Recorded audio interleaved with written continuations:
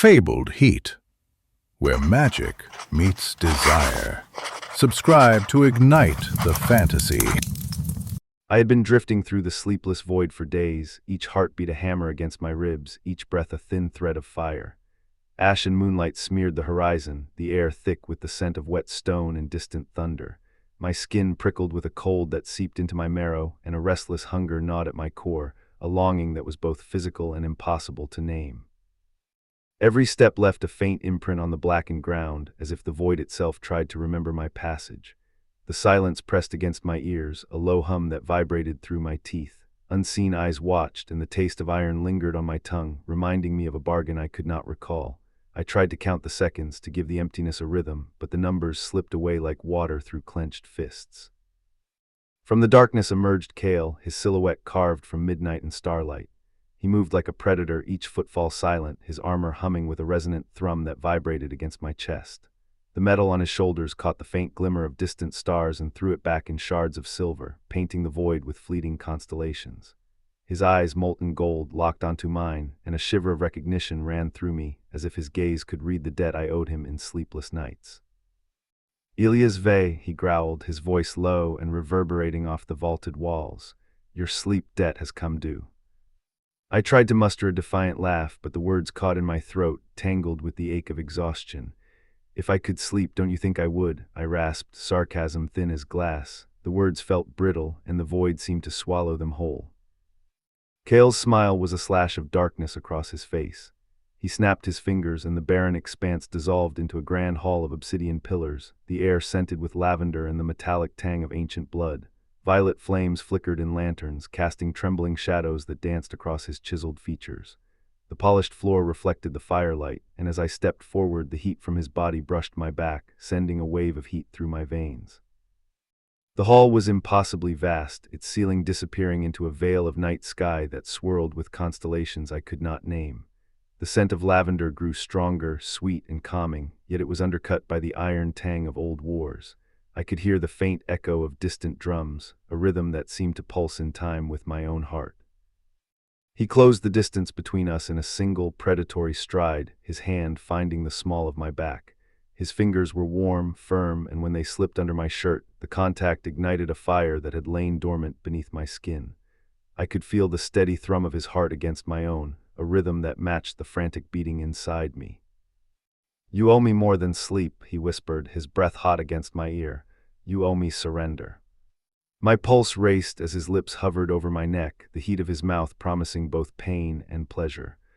I wanted to pull away, to cling to the last shreds of my stubborn independence, yet the ache in my chest deepened, a yearning that felt like a tide pulling me under. When his lips finally claimed mine, the world narrowed to the taste of his blood, the press of his tongue, the electric shock of his hand gripping my throat. The violet flames reflected in his eyes, and for a heartbeat I was lost in the sensation of being owned. The kiss was not gentle, it was a claim, a seal, a promise that the void would no longer be my only companion.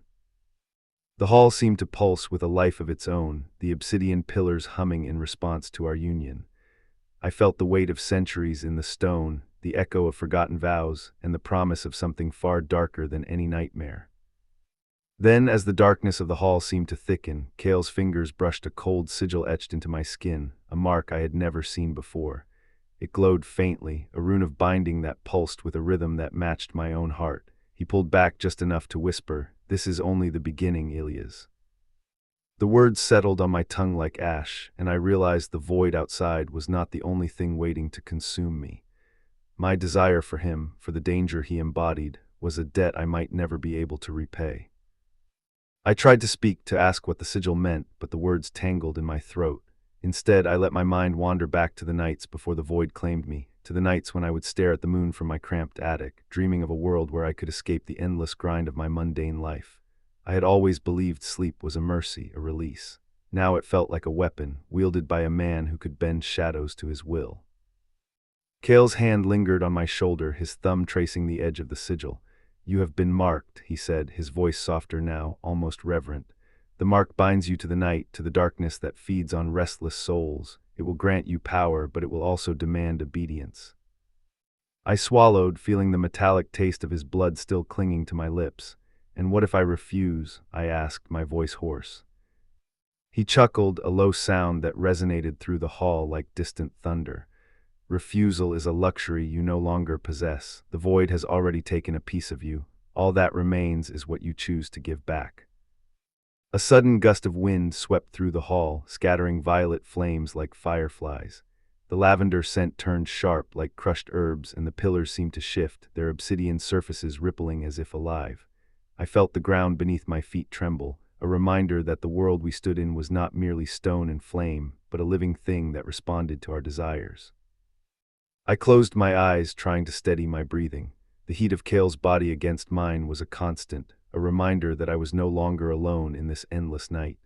I could feel his heart beating in sync with mine, a rhythm that promised both salvation and surrender.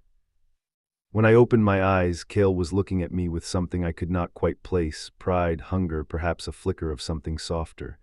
"Do you understand now," he asked, "what it means to be bound?" I nodded, though the motion felt like a surrender rather than an agreement.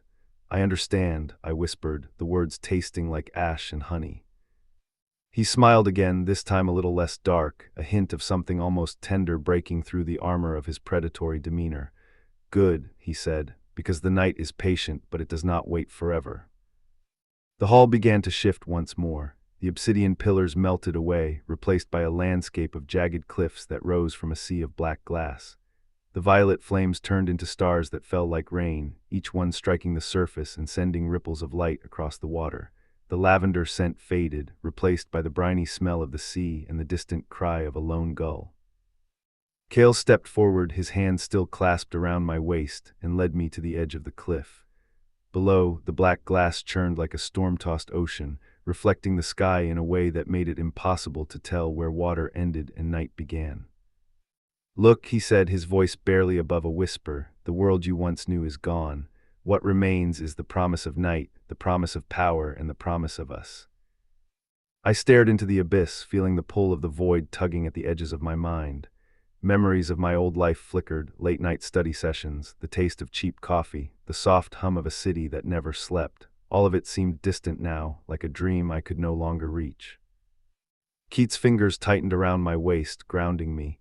"You will learn to love the darkness," he said, his breath warm against my ear, "and in that love you will find the strength to command it." A surge of heat rose from my chest, a fire that seemed to ignite from the very sigil on my skin. The rune pulsed brighter, casting a soft blue glow that illuminated the cliffs. I felt power coursing through my veins, a current that made my skin tingle and my heart race. "What do you want from me?" I asked, my voice steadier now, the fear giving way to a fierce curiosity. He turned to face me fully, his molten gold eyes reflecting the starlit sea. "I want you to be my equal," he said, his tone both a promise and a command. "I want you to stand beside me when the night rises, to share the weight of the debt we both carry." The words struck me like a blade, but not one that cut, rather, one that forged. I could feel the weight of his expectation, the promise of partnership, and the intoxicating allure of a life lived beyond the constraints of ordinary sleep. I took a step forward, feeling the cold wind whip against my face, the scent of salt and ozone filling my lungs. The sigil on my skin glowed brighter, as if approving my decision. "Then I will stand with you," I said, my voice echoing across the black glass sea. Kale's smile widened, a flash of darkness that seemed to swallow the stars for a moment. He pressed his forehead against mine, and for a heartbeat the world fell away, leaving only the two of us suspended between night and eternity. "Welcome, Ilias," he murmured, "welcome to the night." The hall of obsidian reformed around us, but this time it felt different. The violet flames burned steadier, the lavender scent lingered like a promise, and the air thrummed with a new energy, one that was both terrifying and exhilarating. I could feel the void receding, not disappearing, but bending to our will. As we stood together, the sigil on my skin pulsed in time with Kale's heartbeat, a silent metronome that marked the beginning of a new chapter. The debt I owed was no longer a burden, it was a bridge, a conduit that linked my restless soul to his ancient power. I closed my eyes once more, inhaling the mixture of lavender, metal, and sea salt, feeling the world settle into a rhythm that was both familiar and wholly new. The night stretched out before us, endless and waiting, and for the first time in days I felt a flicker of peace amidst the chaos. "What now?" I asked, my voice barely a whisper. He lifted his hand, pointing toward the horizon where the first hints of dawn threatened to break the darkness. "Now we claim what is ours," he said, his tone laced with determination. "We will carve our names into the night, and the void will bow to us." A surge of exhilaration surged through me, and I felt the sigil flare brighter than ever, casting a radiant glow that illuminated the obsidian pillars. The violet flames danced higher, their light reflecting in Kale's eyes, turning them into twin suns. Together we stepped forward, leaving behind the emptiness of the sleepless void and embracing the promise of a night that was ours to command. The journey ahead was unknown, fraught with danger and desire, but for the first time in an eternity, I was not afraid. The night was ours, and with Kale by my side, I would learn to wield the darkness, to turn debt into destiny, and to finally find the sleep I had been denied for so long, if only in the form of a restless, eternal night shared with the man who had become both my captor and my salvation.